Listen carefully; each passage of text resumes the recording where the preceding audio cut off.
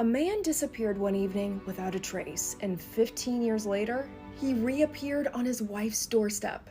Jim McDonnell and his wife Ann were living a quiet life in a suburb of New York in 1971. When Jim began to suffer through a curious set of accidents. It started when he slipped on some ice-coated steps one evening, then it progressed into sneezing fits and dizzy spells. On March 29th, Jim left a friend's house saying he had a headache and was going to take the 15-minute walk home.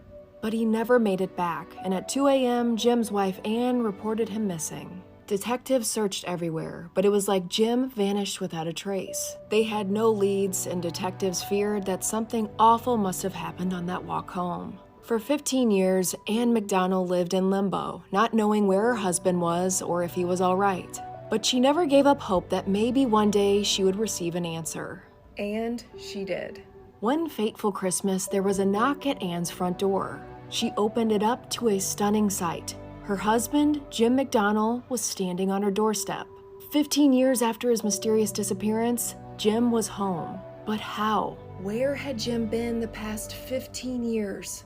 Jim had suffered amnesia from the numerous accidents leading up to his disappearance and had been living in another city, Philadelphia, for the past 15 years. At some point during that walk home the evening he disappeared, he lost all memory of who he was or where he lived. What happened next remains a mystery. Jim either took the train or a bus, but ended up in Philadelphia and adopted a new name he saw on a billboard advertisement, James Peters. There he stayed for 15 years, starting a new life for himself with none of his memories. Days before his return, he had fallen again randomly in Philadelphia, and somehow this fall triggered him to regain his memory of his prior life. And as soon as he remembered, he ran straight back to Ann, wondering if she was still alive or if she had remarried. Jim and Ann had no problem picking up where they left off and lived the rest of their lives happily together. And Ann's intuition was right. Never, ever give up hope. One of the most remarkable true stories I've ever heard. What are your thoughts? Creepy story time. The person who submitted this has been tagged down below. When Deanne was about 10 years old, her mom used to work as an LPN in a labor and delivery unit. Every night at the end of her mom's shift, Deanne, her dad, and brothers would go pick her mom up. Like usual, Deanne was usually the one that would go in to get her mom while the rest of her family stayed in the car. As Deanne is walking towards the nurse's station, she sees her mom and lets her know that she's there. Her mom grabs her purse and starts to walk towards the lockers. She then asks Deanne if she needed to use the bathroom. Deanne said that she didn't, so her mom went ahead into the bathroom by herself. Now mind you, the bathroom that her mom went into was a one-person type of bathroom. Deanne saw when she walked in, shut the door. Deanne then proceeded to wait right outside and sit on a bench that was right across the bathroom. Not long after, she sees when the door swings open. Deanne looks in and sees absolutely nothing. Then out of nowhere, she sees this woman just walking out. But this woman is not her mom. She has no idea who this woman is. She was dressed like a typical older woman in her 60s. Her hair was white and gray. She was wearing thin, round glasses. She had on some slacks and like a white top. I mean, Deanne remembers specifically what this woman looked like. As the woman walks out, she shuts the light off in the bathroom and looks down towards the ground. The whole time this was going on, Deanne felt a knot at the pit of her stomach. Something about this was so unsettling to her. The woman had muted, like grayish blue skin, and there was absolutely no expression in her face. The woman just continued off into the hallway. At this point, Deanne is having a panic attack. She's freaking out, wondering where her mom is and who is this woman that just randomly came out of this bathroom. That's when she's about to really lose it. The door swings open again. The light goes off and she sees her mom walk out of the bathroom. A wave of relief literally rushed all over Deanne, and she ran to her mom and gave her the biggest hug. She then asked her who was the woman that was in there with her. Her mom is confused and says, "What woman? I was in there by myself." Amount of DMs that I got about this. So there's a medium on TikTok who apparently knew back in February that the submersible was going to implode. She kind of saw the disaster coming. This is her account. Her name is Gemma Lonsdale, and although the information was murky, she couldn't give a name or anything like that, anything that would have been preventative. She predicted an impending disaster that was to come, possibly in the coming months, that talked about a passenger ship, or something comparable to the submersible that we know. And what she said is that the passengers on board would face disaster and most likely die as the result of unchecked infrastructure. Earth's Scariest Places, Part 56. This place is Ballygally Castle, located in Northern Ireland. It's known for its rich history and, of course, its hauntings. Sometime in the 17th century, Lord James Shaw and Lady Isabella occupied the castle.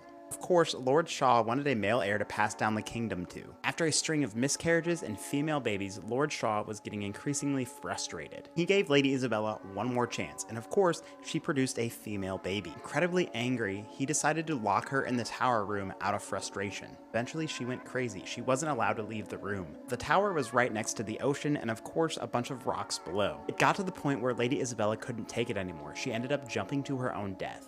It's said that her spirit still haunts the tower. She's actually a very nice and mischievous ghost, known for knocking on doors and moving things around the room. People have also reported seeing her in a flowing green gown, feeling cold spots, and feeling like they're being watched when they're in the room.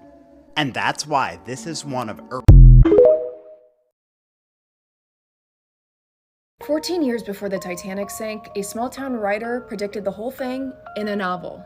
Hauntingly, in 1898, Morgan Robertson wrote The Wreck of the Titan, or Futility. In his book, he wrote of the SS Titan, a massive, unsinkable ship. He wrote the Titan struck an iceberg on its journey and sank, becoming one of the world's greatest tragedies. And 14 years later, the Titanic struck an iceberg, sinking and becoming one of the world's greatest tragedies. Morgan's fictional story is almost an exact retelling of the events of the Titanic. Some of the chilling similarities are both ships' names and both being described as unsinkable. Both the fictional Titan and the Titanic ran into trouble after hitting icebergs on the starboard side of the ship. They were both 400 miles off Newfoundland when they sank, both on April nights. In both cases, the passengers suffered tragically due to a shortage of lifeboats. Oh, and both ships were British-owned. There are a few smaller differences, but for the most part, they are the exact same story. After the tragedy of the Titanic, Robertson was accused of being clairvoyant, and it only fueled a lot of conspiracy theories about the sinking of the Titanic. This story blows my mind. I have no idea how anyone could chalk this up to being a coincidence. No way. What are your thoughts? So I'm sleeping and I can see myself in front of the door. I was not in my body, I was astral projecting, and I could see myself just like floating. Everything around me is wavy and fuzzy, and all I could do is just stare at the door. So I then decided to go through the door, and the moment I went through the door, I saw people in the living room, and I was living alone. I was like, who are these people? As soon as I go through the door, I'm in the living room now, and there's these people in the living room just like staring at me, and I'm like really weirded out. One of them looked like my uncle, the others were just a mystery. I didn't know who they were. This is the part that I vividly remember. They were like, hey, he can see us now. This was my first time, and I was a bit scared. I could like feel my heart racing. Es neta, me dio mucho miedo. And then there was like this fast movement of like going back through the door and going back to my body. To this day, I don't know who they were, the people there in the living room. I don't know if they were like my spirit guides or spirits, but I did not recognize them. They were just there in the living room, and as soon as I went through the door, they turned around, they turned their heads and like looked at me. I don't know if any of you are listening to the podcast Scamanda, but it is wild. It's a story of a woman from California, Amanda Riley, who for 7 years pretended she had cancer and scammed people out of over $100,000 of donations. In 2012, Amanda started a blog after getting diagnosed with Hodgkin's lymphoma, trying to document her journey. And in it, she talks about how sick she's getting, about how bad she feels, how chemo's going, how she got pregnant while on chemo, which was a miracle. She even posted photos of herself with a shaved head, and no one suspects a thing. She even has documents from the hospital about her treatment, and she was posting photos from inside the hospital. Come to find out, none of it was real. The whole thing was a lie. In reality, she had set up all these GoFundMes and even started a foundation just so she could pocket all the money, which over the course of 7 years was $105,000, which in California, you can make more money just getting a normal person job.